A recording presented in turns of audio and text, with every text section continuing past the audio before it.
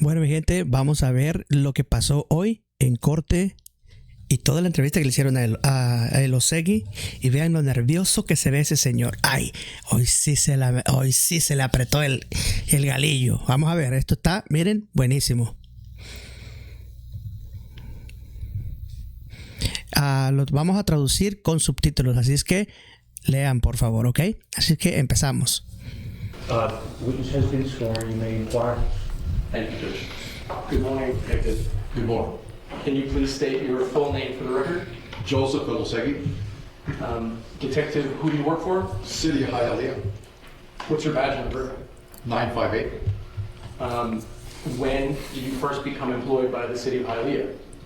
October 4th, 1993. When you first were hired by the City of Hialeah, what was your responsibilities? I started off in the patrol section.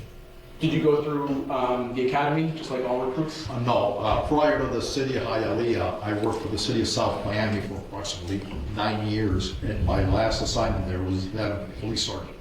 Okay. There, in '83, I went through the police academy.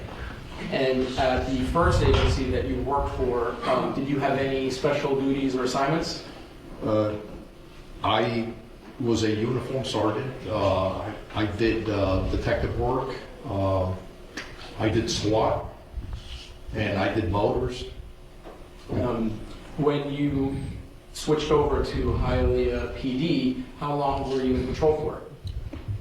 About three years, roughly. And then after your 3 years in patrol, did you switch over to an investigative unit? Yes, in 1996. 1996? And which unit was that? Special Victims Unit. Special Victims Unit. What type of unit is that? That is a domestic violence and juvenile unit. So as part of a Special Victims Unit, would you have to interview juvenile victims? Yes, Would you have to interview juvenile witnesses? yes, How about juveniles accused of crimes? yes. Have you received any training regarding how to question witnesses, victims, and subjects about reported crimes? Yes. Can you briefly tell us some of the training you received? I have received a lot of in-service training, and I attended numerous courses that were offered as far as how to deal with juveniles. How many would you say subjects have you interviewed during the course of your Honestamente, les voy a decir una cosa.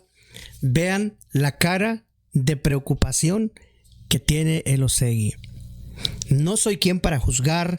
Él está contestando las preguntas, está dando toda la información que él aparentemente ejercitó cuando se preparó para ser detective de la policía DPD en Hialeah, o sea, en la unidad de crímenes especializados.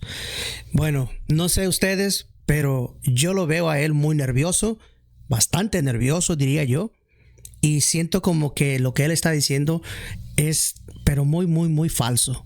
No sé, los leo en los comentarios. course of you being detective? A lot. I can't give you an exact number, but quite a few. Miren la cara. ¿Se dan cuenta la cara? O sea, incluso está hasta molesto. Tiene un poco las orejas coloradas y eso es prueba de que se siente nervioso, que está hablando al momento, al azar nada más, no porque realmente él haya ejercido todos esos, ¿cómo se dice? Esos cursos para entrevistar a jóvenes.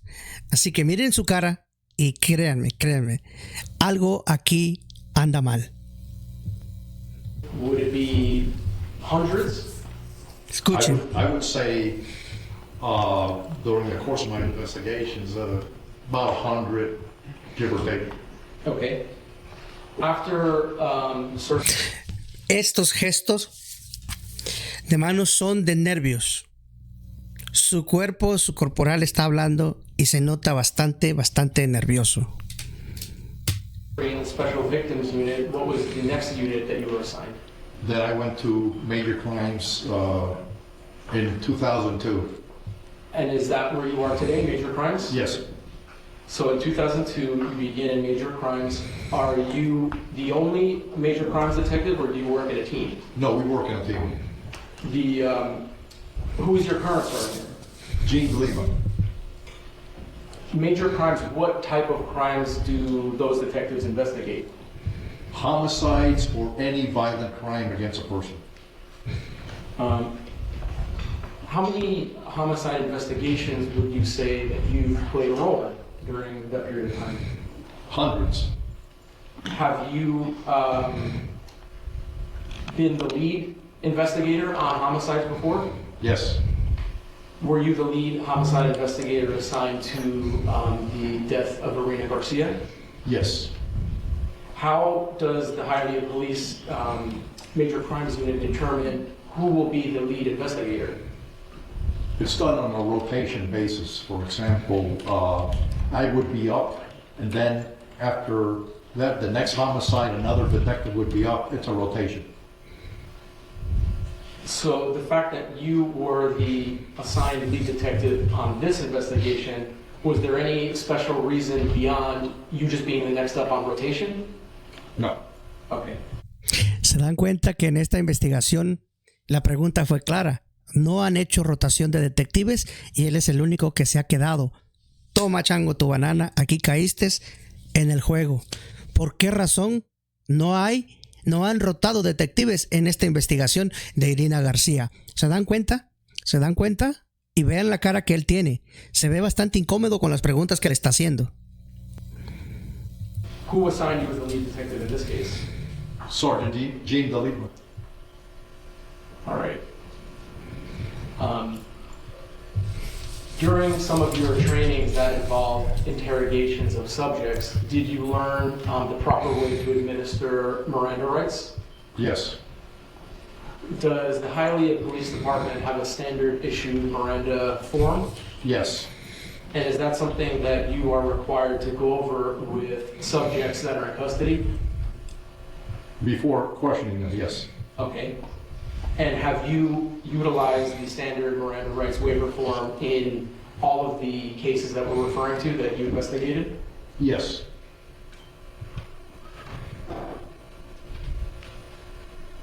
So let's talk about the night of the incident. How do you first learn about Irina Garcia's death? I got called in from home and told to respond to the scene of a homicide. Were you at home sleeping? Yes. Okay. And how long approximately would you say it took for you to travel from your home to the incident location? I would say within an hour. When you first got there, did you have a general briefing as to what may have happened? Yes. What was your general understanding of what may have happened inside the apartment unit where Ms. Garcia's body was found? I was briefed that the defendant, Derek Rosa, sitting right there, had called 911 advising. Wow, no puedo creer el grado de nervios que tiene este señor. Incluso, vean, tuvo que apuntar allí que estaba el chico joven Derek Rosa que llamó a la policía. Bueno, estuvo excelente esta entrevista. Vamos a seguirla mirando. The co-taker that he had killed his mother and had reached out to the police. So when you arrived, did you actually listen to the 911 call itself, or was it summarized for you? It was summarized. Okay. The apartment where Ms. Garcia's body was found, was that in the Amelia Oaks complex in Hialeah? Yes. And that's here in Miami-Dade County? Yes. Had you been to that apartment complex before? I may have been as part of patrol when I worked overtime or something, but nothing as far as this magnitude of an investigation. Okay. Now, through the course of the investigation. Miren cómo tragó con los labios, miren esta partecita, lo voy a devolver un poquito. Aquí, quiero que vean esto. Cuando le preguntaron que si él había ido al apartamento en esos días cuando pasó eso, antes, miren cómo reacciona su su lenguaje corporal, su cuerpo, su lengua, su boca, cómo la hace cuando a él le preguntan eso. Vea y presta mucha atención. Control when I worked overtime or something, but nothing as far as this magnitude of an investigation. Okay. Now, Mire la through boca. the course of the investigation, several individuals were identified as people that may have had information or related to the victim or the defendant. Did you know any of the people involved in this case prior to your assignment as the lead detective? No. So everyone essentially came to you as strangers, essentially. Is that Yes. fair to say? Okay. When you arrived, do you know where the defendant was located? He was inside a patrol vehicle from the Uniform Patrol Division. And is that standard that when a subject is taken into custody, they're placed in a marked vehicle? Yes. Was that the marked vehicle belonging to or assigned to Officer Gutierrez? Yes, it was. Okay. So when you first arrived, do you speak with the other members of your homicide team? Yes. Who were the members of your homicide team that night? It was Sergeant Gene De Lima, Detective Mahela Montalvo, Detective Wilbur Gonzalez, Detective Felix Perez, and Detective Muli. Are these detectives that you are familiar with and that you worked with in the past? Yes. What type of information did you try to gather on the scene before going back to the station for questioning? I wanted to know a little bit as far as the defendant's little bit of a history, you know, if he had any psychological problems, if he had any learning disabilities, a little bit. So I wanted to interview a family member to find out. So were you aware that Derek Rosa was a juvenile?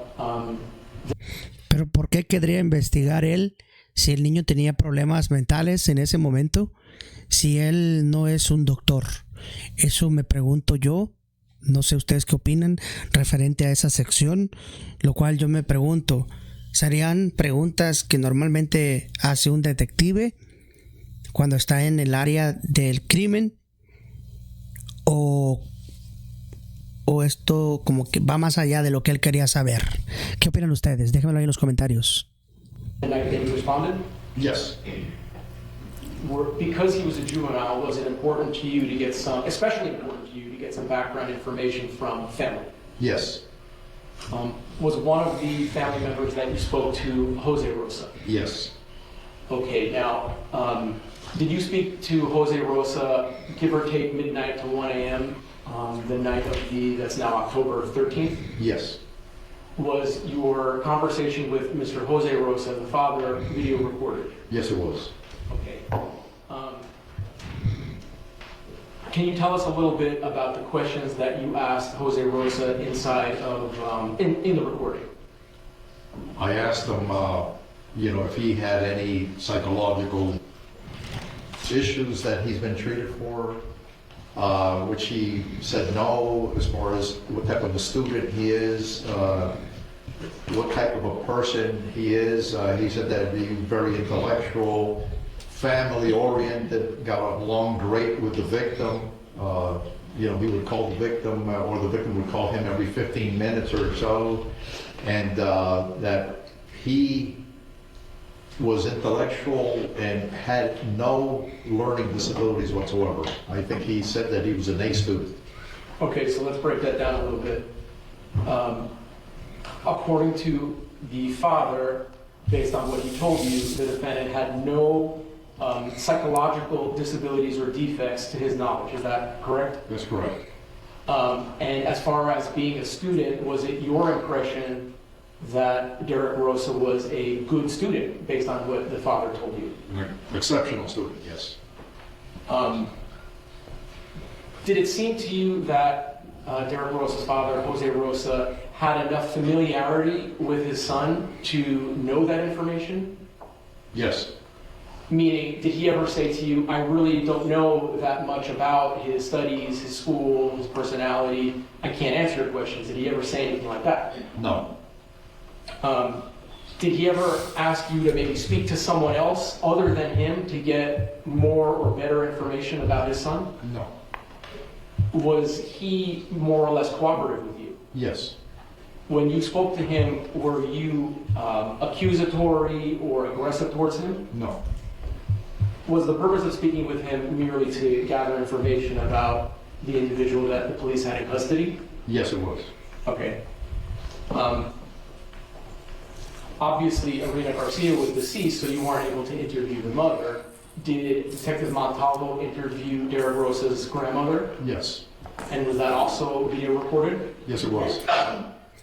And again, this is based on your perception, but based on your perception, was it your understanding